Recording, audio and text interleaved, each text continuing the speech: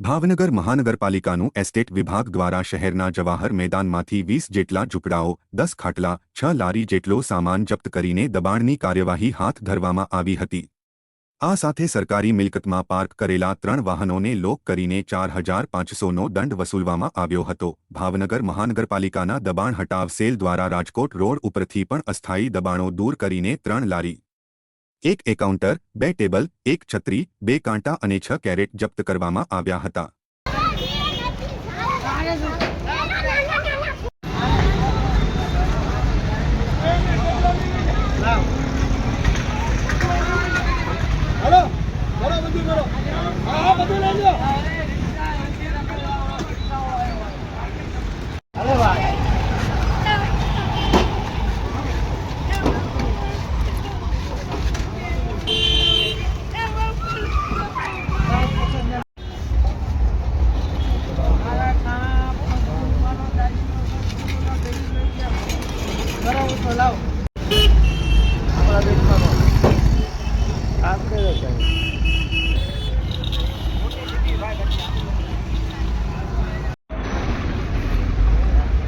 અંદર જાવ તે રોનક આગળ એટલે આપણે લોક લાવ મૂકી દો ચાલુ છે